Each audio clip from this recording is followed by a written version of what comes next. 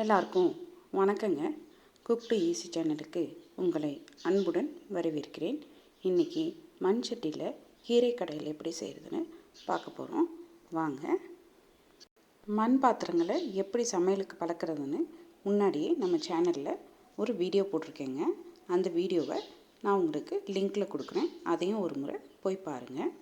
இப்போ மண் சட்டியை நல்லா கழுவி எடுத்து வச்சுருக்கேங்க. அதே போல் பாசிப்பருப்பு எடுத்திருக்கேன்.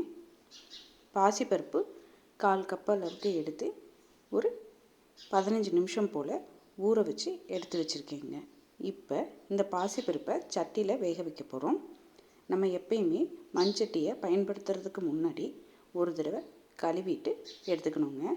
மண் சட்டியில் 1/4 கப் அளவுக்கு தண்ணி விட்டுருக்கேன். இப்போ இந்த மண் சட்டியை அடுப்பில் வச்சு நல்லா சூடு பண்ணிக்கோங்க.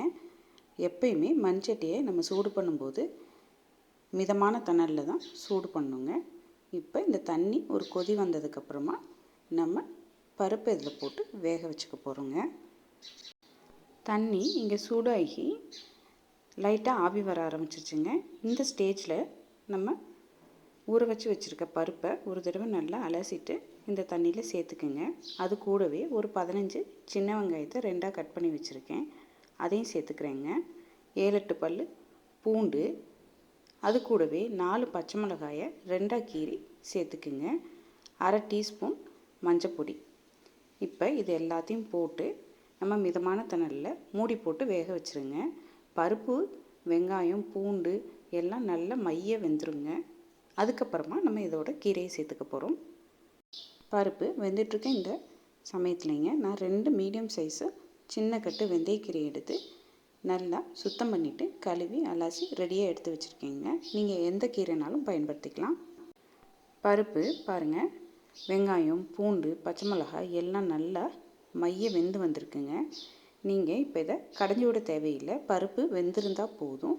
பருப்பு வெந்துருச்சுன்னா நம்ம சுத்தம் பண்ணி எடுத்து வச்சுருக்க கீரையை அப்படியே இந்த மண் சட்டியில் சேர்த்துற போகிறோங்க. சேர்த்தி நல்லா மேலேயும் கீழேயும் கிளறி விடுங்க. கிளறிட்டு மிதமான தணலில் அப்படியே விட்டுருங்கங்க. 7-10 நிமிஷத்துக்குள்ளே நமக்கு கீரையும் நல்லா வெந்து பருப்போடு கலந்து வந்துடுங்க. அதுக்கப்புறமா நம்ம மசிச்சுக்கலாம். 10 நிமிஷத்துக்கு அப்புறம் பார்த்திங்கன்னா கீரை நல்லா வெந்து வந்துருச்சுங்க. இப்போ என்ன பண்ண போகிறோன்னா இதை ஒரு மத்து வச்சு நீங்கள் கடைஞ்சிக்கிறதுனாலும் கடைஞ்சிக்கலாம். இல்லாட்டி நீங்கள் கரண்டியிலேயே முடிஞ்ச அளவுக்கு உள்ளே மசிச்சு விட்டுக்கிறதுனாலும் மசிச்சு விட்டுக்கலாங்க. ஆப்ஷன் உங்களோடது. எப்பயுமே கீரையை சட்டியில் பண்ணும்போது மத்து வச்சு கடைஞ்சி கொடுத்தீங்கன்னா அந்த கீரை கடையலுடைய ருசியே தனிதாங்க. இப்போ நம்மளுடைய கீரை கடையலுக்கான பேஸ் ரெடி ஆயிடுச்சு. இதுக்கு ஒரு தாளிப்பு ரெடி பண்ணணுங்க. கடாயில் ஒரு வடைச்சட்டி வச்சு அதில் 1 டேபிள் ஸ்பூன் அளவுக்கு எண்ணெய் விட்டுருக்கேன். நமக்கு வதக்கிறதுக்காக வெங்காயம், பூண்டு, வரமிளகாய் 4, கருவேப்பிலை எடுத்து வச்சுருக்கேங்க. அது கூடவே பெருங்காயத்தூள் எடுத்து வச்சுருக்கேன். அது போக நம்ம எப்பயுமே தாளிக்கிறதுக்காக பயன்படுத்துகிற கடுகு, சீரகம், உளுந்து, கடலைப்பருப்பு போட்டு தாளிக்க போகிறோங்க. எண்ணெய் காஞ்சோடனே நம்ம எடுத்து வச்சுருக்க 1/4 டீஸ்பூன் கடுகு, 1/4 டீஸ்பூன் ஜீரகம், 1/4 டீஸ்பூன் உளுந்து, 1/4 டீஸ்பூன் வடைப்பருப்பு எல்லாம் போட்டு பொரிஞ்சதுக்கப்புறமா நம்ம எடுத்து வச்சுருக்க வெங்காயம், பூண்டு, வரமிளகாய் இதையும் போட்டு வதக்கிக்க போகிறோம். அது கூடவே நம்ம எடுத்து வச்சுருக்க கருவேப்பிலையும் போட்டு வதக்கிக்க போகிறோங்க. இந்த வெங்காயம், பூண்டு, கருவேப்பில், வரமிளகாய் இது எல்லாத்தையும் நம்ம தனியாக வதக்கி பருப்பில் சேர்க்கும்போது பருப்புடைய சுவை இன்னும் நமக்கு கூட்டி கொடுக்குங்க. கடைசியாக நம்ம எடுத்து வச்சுருக்க பெருங்காயத்தையும் போட்டு நல்லா வதக்கிக்கிங்க.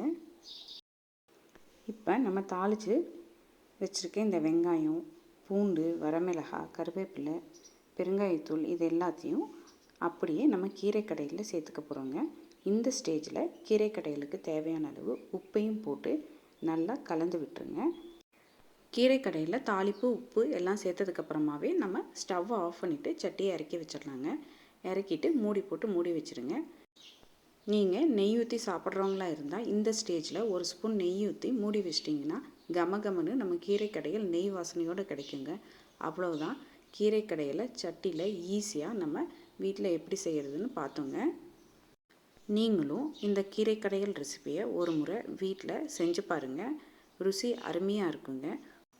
இங்கே நான் வெந்தயக்கீரையை பயன்படுத்தி இந்த கீரை கடையல் செஞ்சுருக்கீங்க. உங்ககிட்ட எந்த கீரை இருந்தாலும் இதே முறையில் நீங்கள் கீரை கடையல் செய்யலாம். இந்த ரெசிபி உங்களுக்கு பிடிச்சிருந்தா லைக் பண்ணுங்கள், ஷேர் பண்ணுங்கள், கமெண்ட் பண்ணுங்கள். மறக்காமல் குக் டு ஈஸி சேனலை சப்ஸ்கிரைப் பண்ணிக்கோங்க. வணக்கங்க.